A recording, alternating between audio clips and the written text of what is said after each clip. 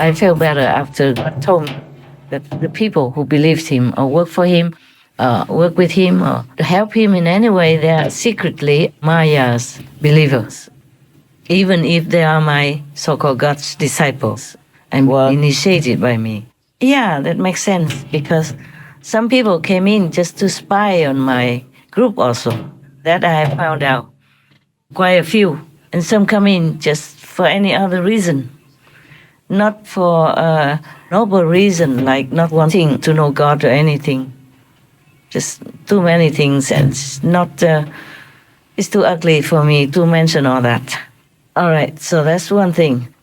This kind of evil, like Trăng Tam, or he calls himself Ruma, or many other names, he calls himself Saint John, while just rampantly raping monks, nuns, children, and any vulnerables. Oh God, how dare he?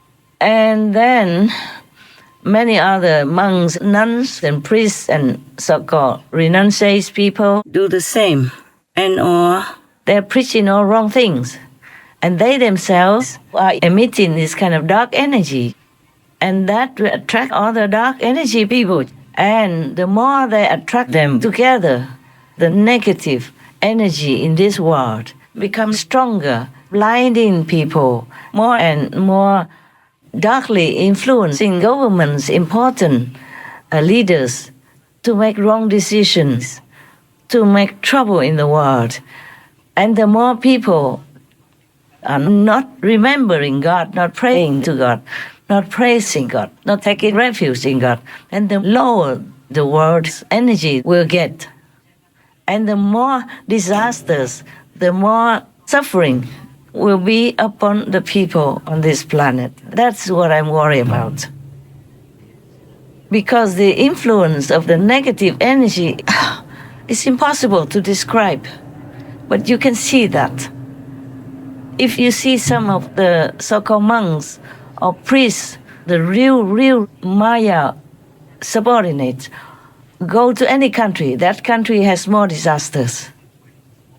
And we have a lot of them, a lot of so-called false priests, false nuns, false monks, false masters, everywhere.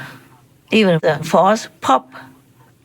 Everywhere we can see false holy persons. They're supposed to be the followers of the noble, holy masters, ascended ones.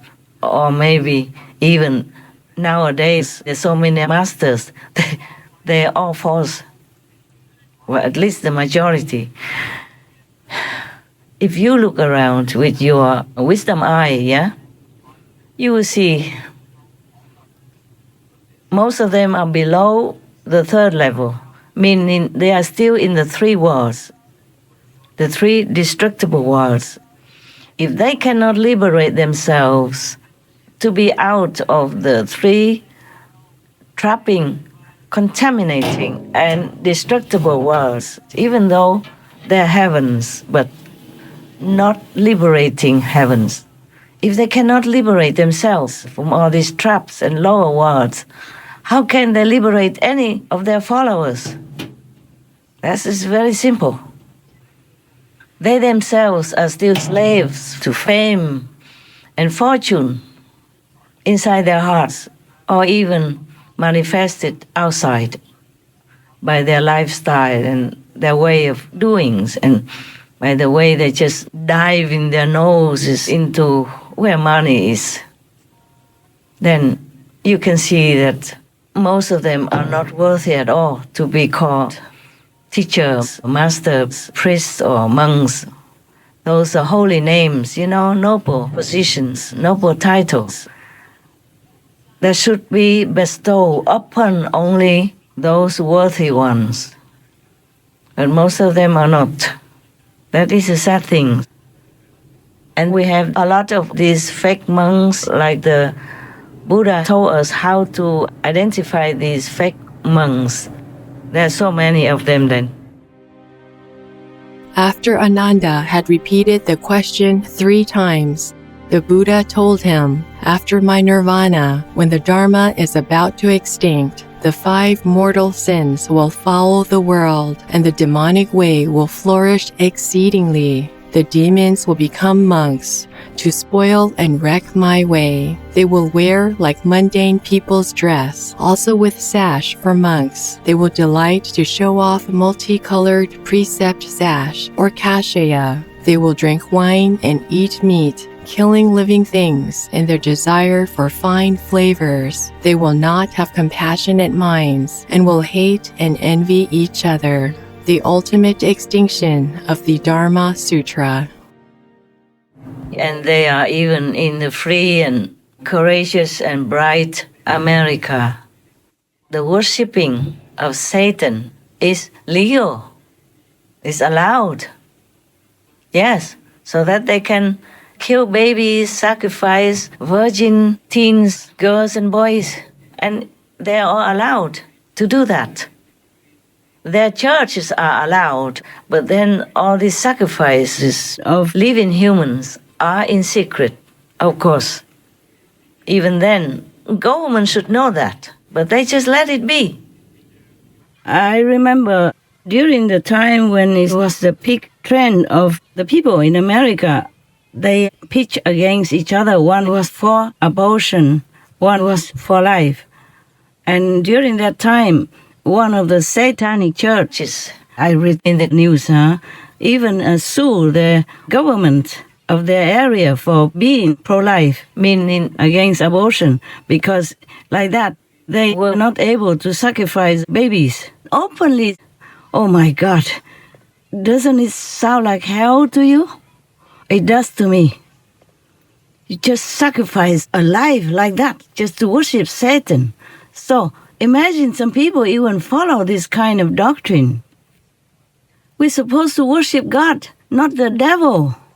But they do have churches even, and openly sacrifice babies like that, daring to even sue the government of America for not letting the abortion become law so that they cannot sacrifice babies in their churches. Oh my God, I almost collapsed when I read that news. Oh, I could not bear it. The Satanic Temple based in Salem, Massachusetts is suing over the current Idaho abortion ban.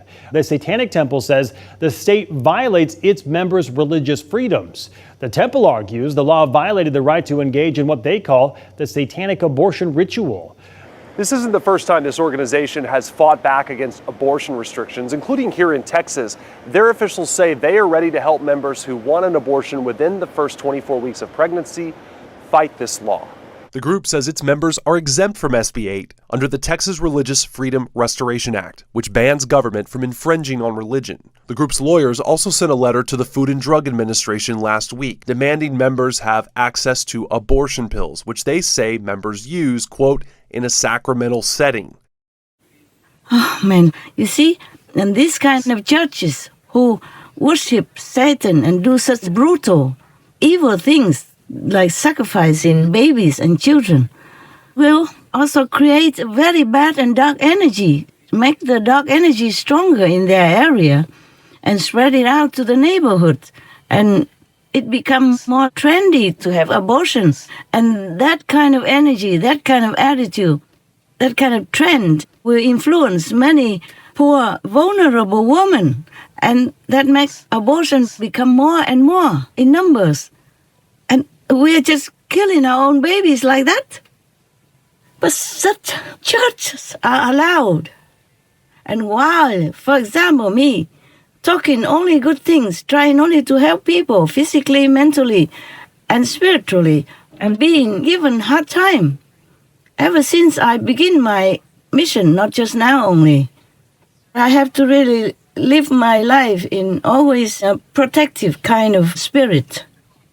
It's not always comfortable that you cannot trust the world.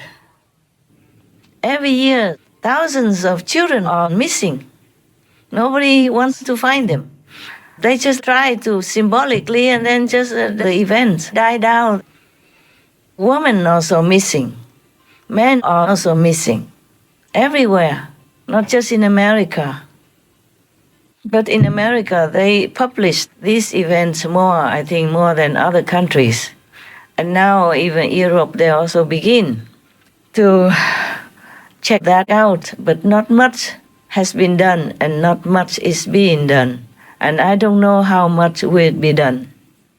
Last year, more than 270,000 women and girls went missing across the country. You get reports of missing children in Western New York almost daily.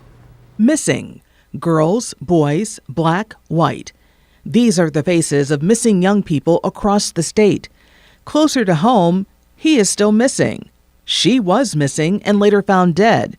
And more often than you may think, families are dealing with kids missing. What can law enforcement and what can government do? Take it more serious. Listen. Pay attention. These children are missing. It's just not a simple runaway situation. What do you think happened?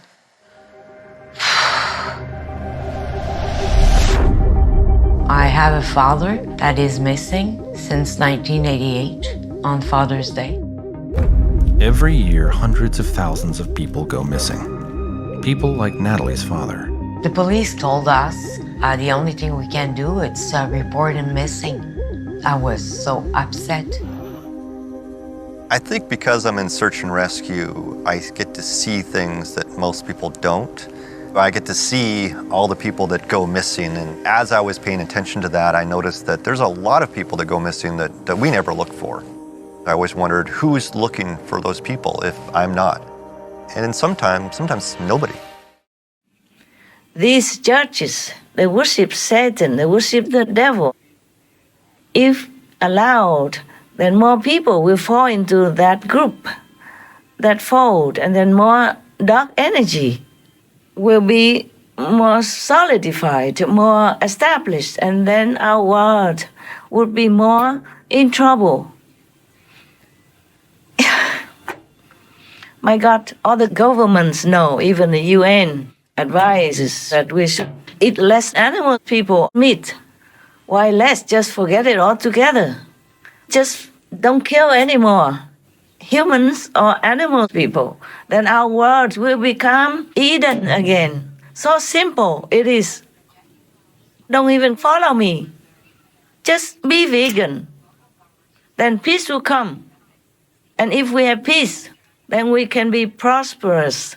We can have happiness for all the families, for all the children again, like in Eden's time. If we don't kill, then blood will not be spilled.